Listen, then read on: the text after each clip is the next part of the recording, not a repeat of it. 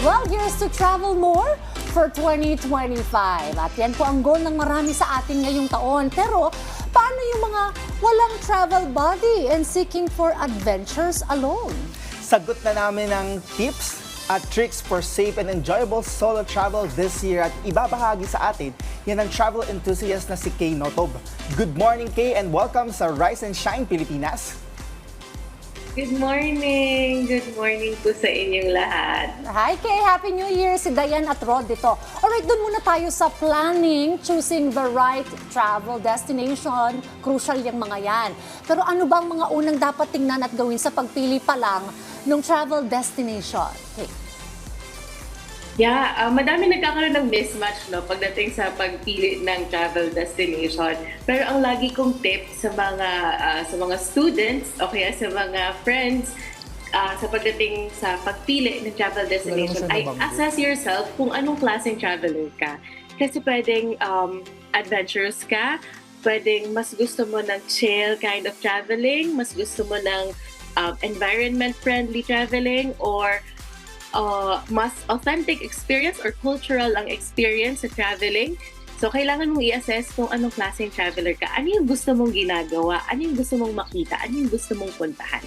Oh. Kay, nang kaugnay niya, nabanggit sa amin na you're also teaching Philippine tourism.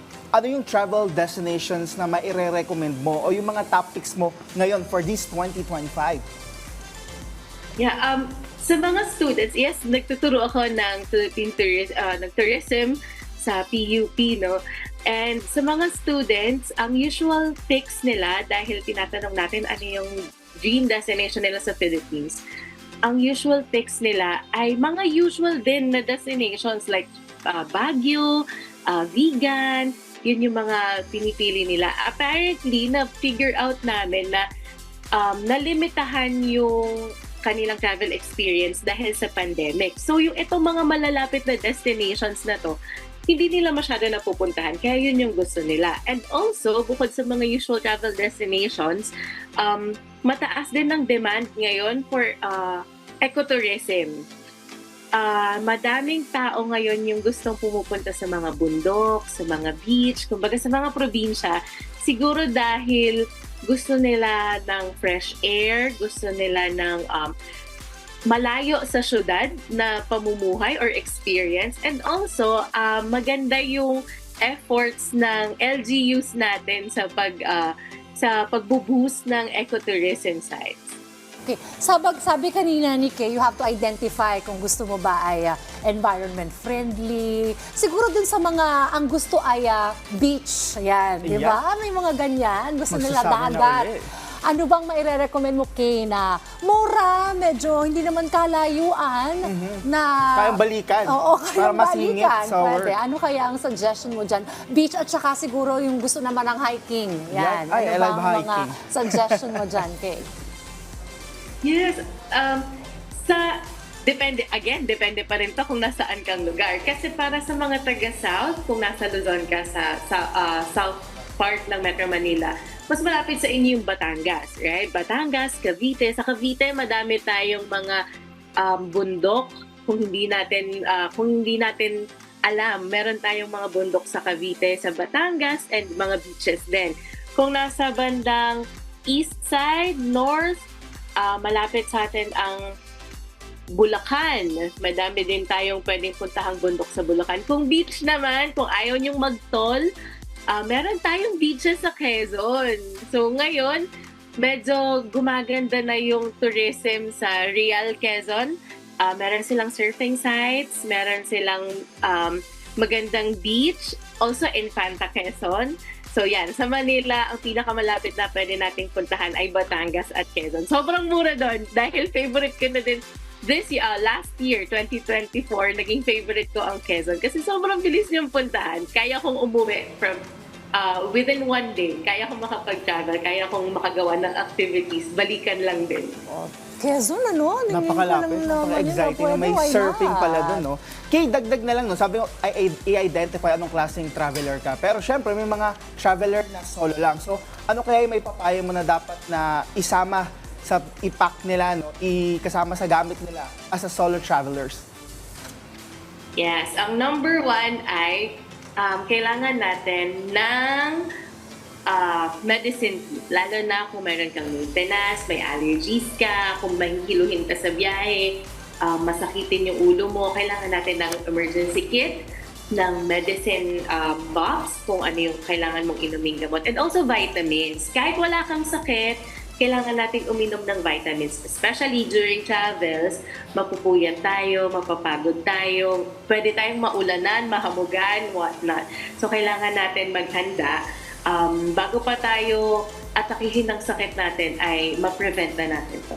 Then, nire-recommend ko yung microfiber towels, yung mga compact towels na lightweight, madali din siyang ipack, madali siyang ma-squeeze sa baggage natin. Sobrang useful ng microfiber towels. Kasi ang towels usually makakapal yan eh. Pero itong microfiber towels, sobrang nipis lang niya. Pwede natin siyang isiksik kung saan-saan. And then, good sandals, good shoes or sandals. Ako pag nagta-travel ako, hindi na ako nagsasapatos. Wala na akong pake sa OOTD ko. Basta, konti lang yung mapak ko. Pero yung sandals ko naman ay very travel-friendly naman siya. Pwede siyang pang hiking, pwedeng pang long walks, pwedeng pang beach. So yan, kailangan mong i-strategize kung ano yung footwear na dadalhin mo. Dahil again, compact ang, bulky ang footwear. So kailangan mo siyang ma-strategize kung ano yung gusto mong dalhin or ano yung kailangan mong dalhin for your travel. Oo, mga practical Yun. tips yan ha. Totoo. Na minsan nakakaligtaan. Yes. Simple lang pero makakatulong sa buong biyahe mo. Para di ka uncomfortable the whole travel. Oo, correct. Alright, kayo may mga ilan na hindi masyadong mahilig mag-travel, ano? Pero baka yan ang kanilang New Year's resolution this year. Makapag-travel, makapunta sa ibang mga destination. Bakit ba mahalaga na kahit papano tayo ay nakaka-unwind, nakaka-relax despite our busy schedule? Lalo na ikaw ay isang professor din ng Philippine Tourism. Why is traveling important? Ano? Isa ang traveling sa ways para mawala yung isip mo sa usual routine mo. Like work, bahay, ganun. Magkakaroon ka, kapag nag-travel ka kasi, magkakaroon ka ng bagong semblance or kakaibang semblance sa iyong daily routine. So matatanggal yung isip mo talaga sa usual stress. At kapag nag-travel tayo, madalas nakakalimutan natin kung ano yung mga iniisip nating bagay kasi nakafocus tayo sa ibang nakikita natin. And also, there's a study na tungkol sa blue environment or nakalimutan ko yung pangalan ng study, pero ang sinasabi niya ay mas nare-relax ang tao kapag meron tayong mas madami tayong nakikitang blue and green. Oh. So, meaning to say, habang nasa labas tayo, kapag nagta-travel tayo, makakakita tayo ng sky, Yes. ng bundok, ng dagat, mas na re-relax yung katawan natin, yung isip natin. Kaya ito yung importance ng traveling sa mental health natin. And also, ang dami nating lakad kapag nagta-travel tayo. Parang minimum ata 6,000, 8,000 walks or steps kapag nagta-travel. So, alternative siya sa running or walking. So, yun.